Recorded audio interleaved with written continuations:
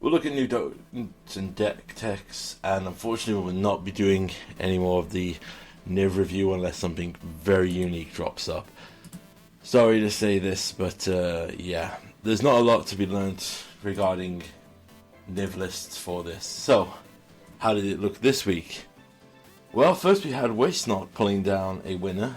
Mono red prowess, sorry, green prowess, red prowess. Apologies, I've been away all weekend and I'm rushing this to get it out on time.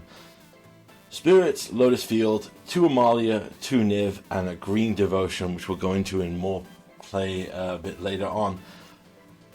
Again, we're seeing diversity here. Originally, though, one of our big four did not make it into a winning position this period, and that is the Rakdos Vampire list. And although there was a lot of diversity, 2 Amelia and 2 Nivs. Now, this is going to be quite interesting here when we look at the full breakdown here. When we look at the top 8 breakdowns, you'll notice that there is a spattering of Rakdos Vampires throughout the entire list. Did not convert to a not a top 8 finish, sorry, a win this week for any of the 10 challenges we looked at. Everything else was quite unique. Interestingly enough, Spirits and Lotus Field were a low turnout, and they were spiked early weeks by some of the stronger events. Excuse me. We saw some interesting stats there. As you can see, this week looks far more diverse. There is a very clear presence from many of our other standard decks, like our Phoenix, our Amalia combo, and our Rakdos Vampires. Those are still the big three, you'd think, but you might have noticed looking through this that there's a very clear thing. Even though it only took down one, if we go to our full breakdown, Mono Green Devotion was the highest top 8 conversion deck from the entire week. It actually beat out all of the other big ones. Yeah, it was crazy. Mono Green Devotion had the highest percentage of the top 8 shares for all the challenges. Now, it only converted to 1 win, I will stress that. But then that's skewed by other stuff. Because if you look, Phoenix had only, I think, 1 win as well with 13. Rakdos didn't even get a top finish this week, but still held down 30% of the metagame. Niftalite took down 2 finishes. However, I still believe that's a little skewed. There was 2 smaller challenges at the end of the week. Gruul Prowess is still holding high and actually had a higher percentage than Amalia. I think I have a reason for that, but we'll cover that in a bit. Spirits is climbing up. People are starting to find that deck now. It's very strong, quite good to look at. And you can even play the Mono Blue version, which is more of a Mono Blue tempo list. But it's definitely worth looking at.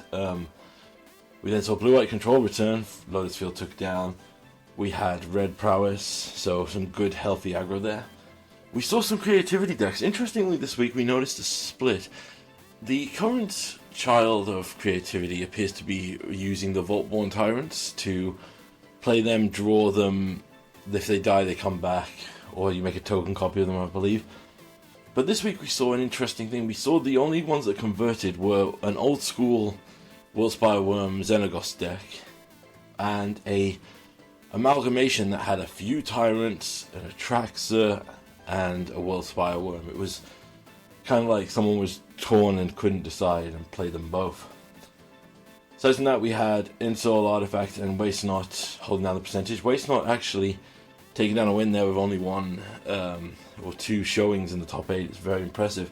Next we have our one-offs. You'll notice some quite unique things here. We had our Insidious Roots and Tree of Perdition deck from last week still showing up. For those who don't know, Insidious Roots is built around exiling cards from your graveyard to make plant tokens to generate more advantage that way and go wide and take out your opponent.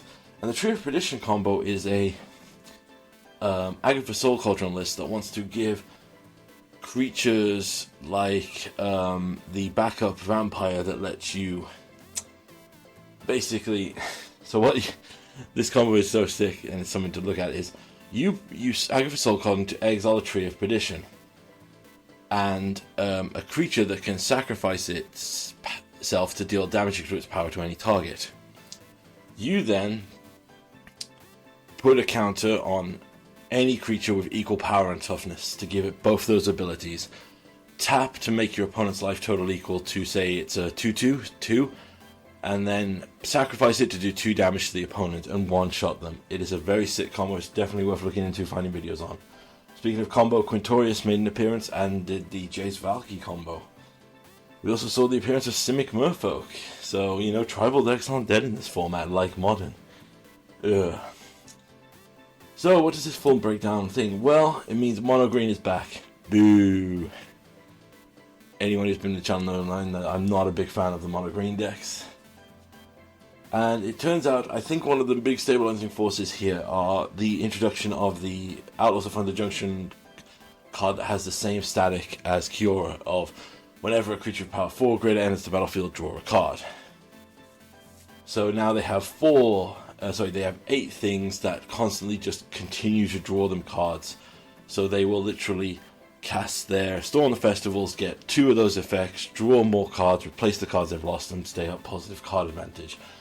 And instead of Karn giving them wide board answers to everything, they're now using the Uvenwall Oddity, which is essentially a baby Crater Hoof that they can transform and give all their creatures haste and trample. So, yeah, it's pretty insane.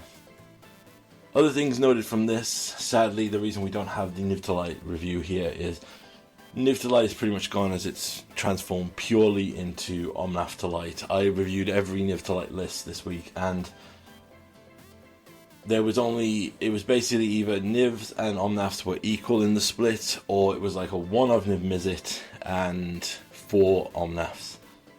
And if you looked at the breakdown of the decks, it was, I think, the highest 2-colored card count in the deck, like hits for Niv, was 16 in 80 cards. So people are moving away from the Nivtalite back to the Omnathtalite, and honestly it does kind of make sense. We are in a very aggro meta right now. But speaking of that, Amalia's numbers plummeted this week, so has the meta adjusted? And also Rakdos Vampires didn't post as many a win.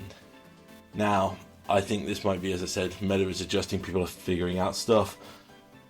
One thing I've noticed is Ashiok the Dream Renderer is now mainboard in all the Phoenix decks, and I spoke to a friend of mine who plays online, and he says it's as much to deal with Amalia's chords as it is to do the counter match against other Phoenix players.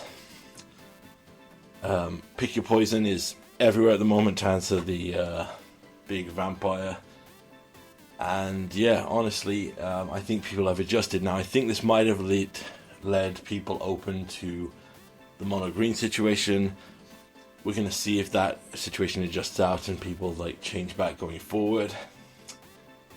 But in regards to Amalia, I've noticed a huge number of people that are mainboarding things that stop you gaining life. I mean, particularly on Arena and Explore, I've just been running into so many people running Ferocious Rhastodon, the dinosaur that stops you gaining life.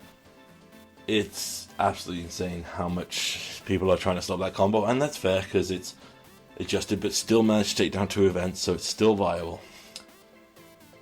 So how is Pioneer? It's really good at the moment. As we can say from our top 4 decks, we have an aggro deck with the Prowess decks, we have a combo deck with the Amalia deck, we have essentially a blue-red cantrippy deck in the form of Izzet Phoenix, and we have a kind of Jund deck in the style of Rakdos Vampires, where we have a powerful play, but the traditional play is Fortsies removal, drop a big threat, and protect.